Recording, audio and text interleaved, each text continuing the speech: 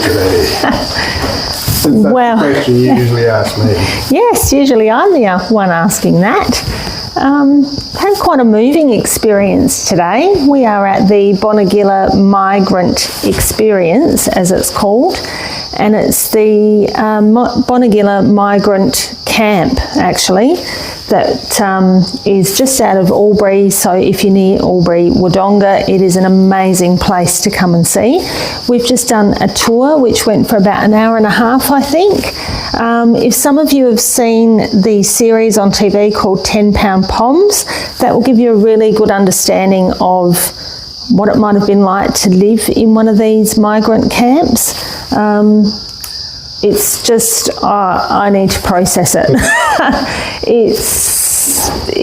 Can you just imagine coming from Europe, you've been displaced after the war, you travel for weeks and weeks on end on a boat, you can't speak the language when you land here, and they basically pop you on a train and you get out in the middle of nowhere at one of these camps. It must have just been so absolutely confronting, but at the same time quite exciting. They were coming out to what they thought they were building their new future, and it wasn't all bad, but living in one of these huts in the middle of winter or summer with... This one's lined.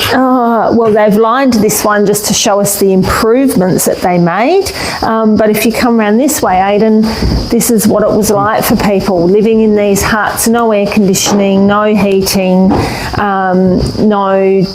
had to go to the ablution blocks, obviously, to go to the toilet.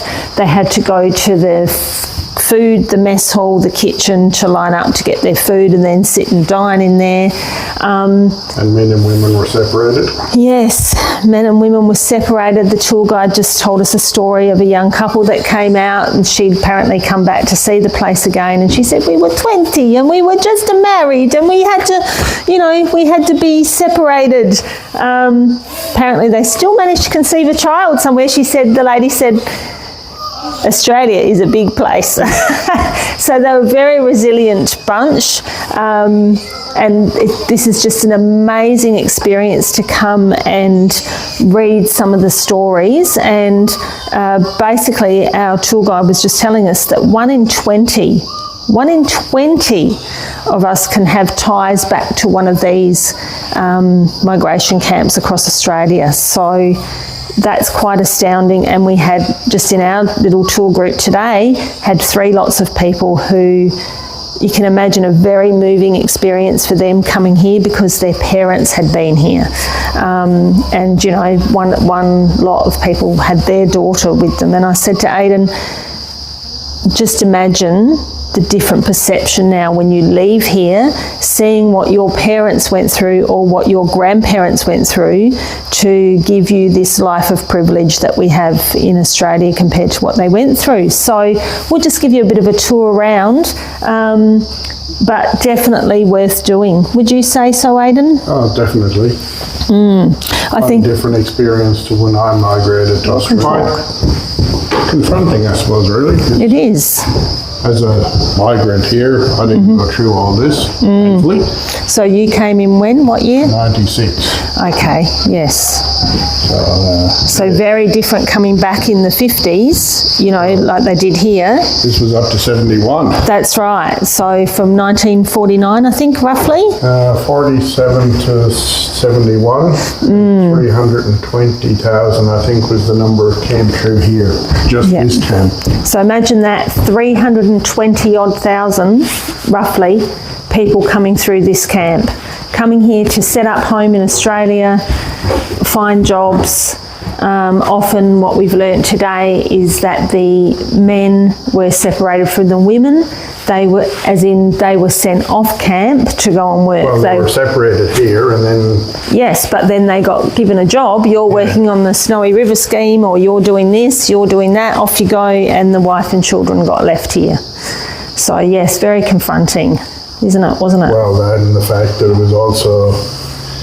If you were Italian, this was an Italian internment camp during the war, and also an army base, so it was kind of a shared And it was run like an army base as well. They, you know, going back then, they didn't, as the tour guide was saying to us, they didn't know about mental health and all those things that we know about nowadays.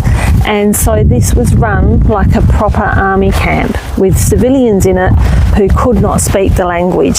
So Not only that, they were put on a train as soon as they got off the boat and then dropped off the train in the middle of nowhere, basically. yeah, Very similar to being sent to internment camps in Europe during the war.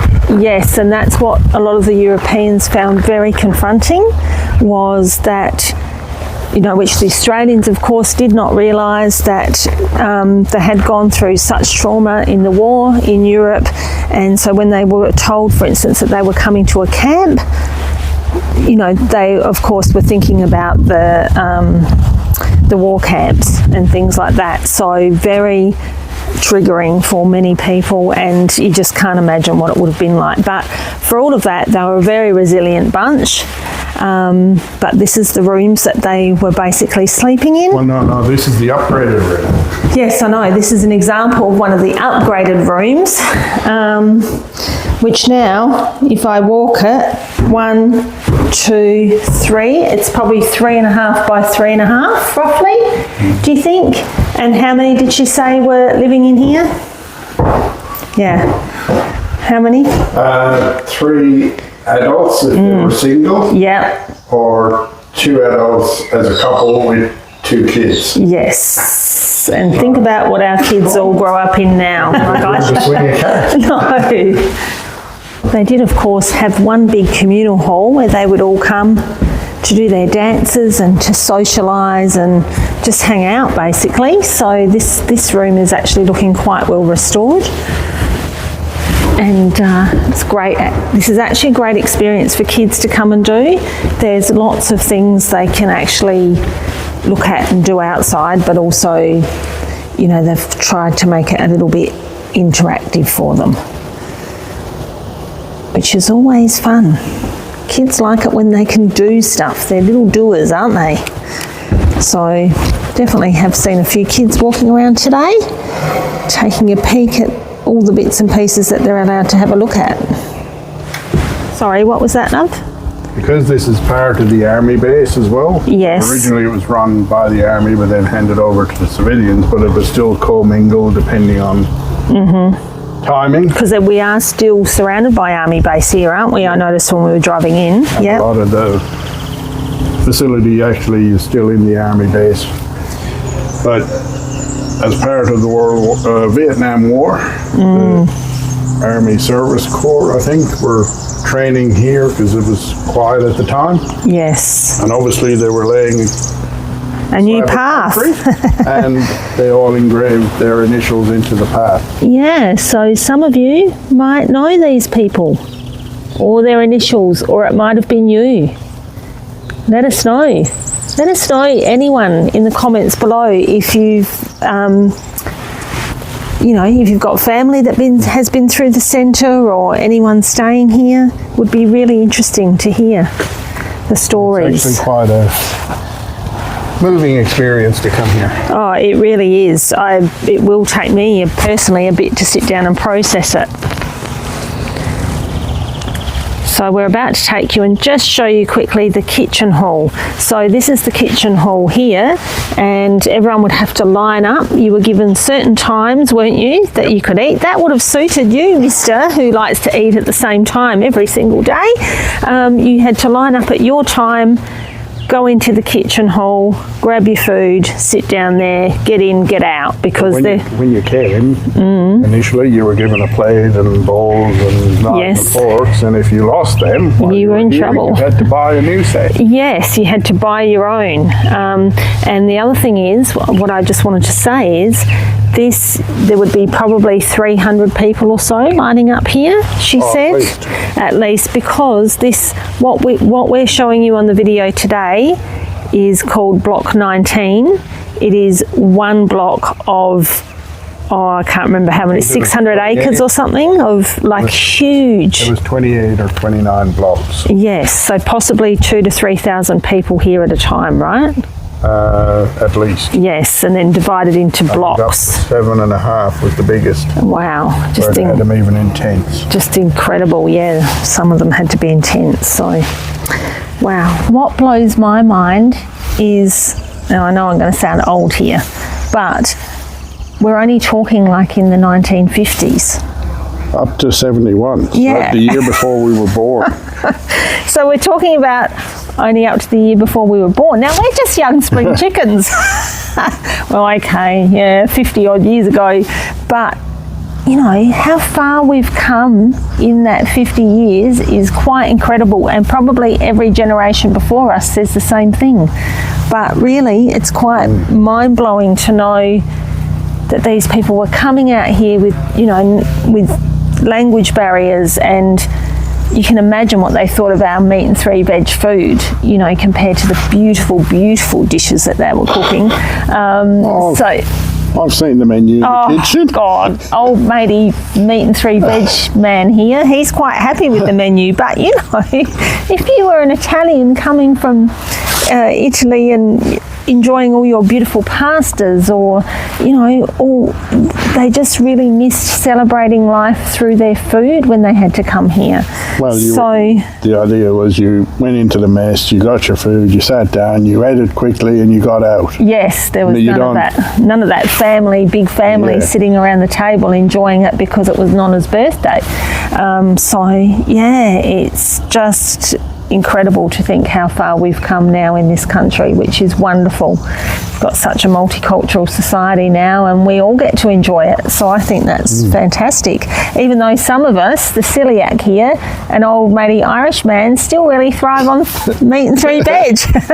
Well, one large helping of veg potatoes. Yeah, one. Did you hear that? One veg on his plate, potatoes. But 3 I'm, serves. but I'm slowly getting a few more veggies in there. So this is the kitchen where they cooked for all these hundreds of people all day, every day. The Block 19 kitchen. Well, not unlike a commercial kitchen you see these days, but you, mister, you don't mind the menu, do you? Well, breakfast maybe not. Although I don't mind porridge if it's nice, but So apparently the missing migrants, bacon and egg every day. all lambs fry, boiled meat. Oh, Boiled meat's just corned beef probably, or ham. apparently all the migrants said they knew what day of the week it was because of what they were eating. They just had to look at their plate because it was the same thing day, week in, week out. But I think Aidan would have liked Saturday nights. Look at that. No, that's lunchtime. Oh, is that lunch? Roast beef and gravy, baked potatoes, veggies and tea. Oh, and then look at that, you get boiled mutton for dinner. Yeah, that's probably boiled lamb. That's pushing your Irish meat limits, is it, love? If it's boiled with a bit of veggies and mated lambs, Irish. So it looks like these guys are getting a meal for their wedding of boiled meat and white sauce. Geez, you're on the move fast now, love. Well, you said it's lunch. Actually past lunch. We've just come through the kitchen, and now all of a sudden we're starving, aren't we? Yeah, there's no roast beef. Definitely. You today. No. So there's lots of places here where you can sit down, enjoy the beautiful lawns. You can bring a picnic. They have some snacks and things here and cold drinks, but you need to be self-sufficient, don't you, really, otherwise, which we haven't been today. We were a bit slack this morning. We should have really packed our lunch. Well, we weren't really sure what to expect. Yeah, we didn't know how long we'd be. So definitely worth coming to, everyone. Definitely worth bringing the kids to. Bring a picnic. You Yes, know, it does take more than a couple of hours. yes, yeah, we've been here for a good few hours. So, you know, and that's actually because we did the tour, we haven't watched any of the videos. We watched a couple quickly with the tour guide, but you could definitely spend a good few hours here. And I think Well, it's $7 each to get in if you don't want to do the tour, and kids under 16 are free. So it's just a great spot to come and including do. the tour. And I think it was 21, was it? 20 each. $20 each for us to come in, and that included our tour. So absolutely well worth the money that you're spending to come and do this experience. So yeah, come and enjoy it.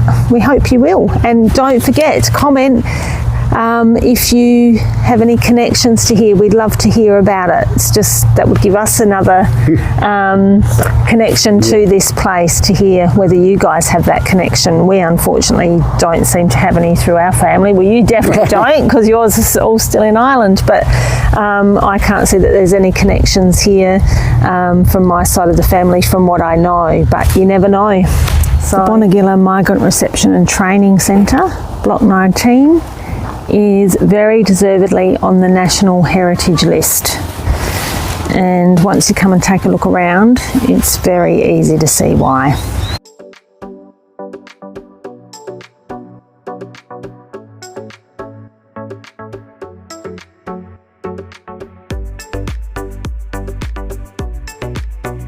You live in the dream, Aidan. What do you mean? How many steps have you done today? 13,000 nearly already. 13,000 steps. And I don't think that's a dream, that's a nightmare. And then we've come home and have to walk the dog. So we're definitely getting in our exercise, peeps. And as you can see, magical golden hour is beginning at the house sit where we are. And we've got home and his lordship must go for his walk. So off we go.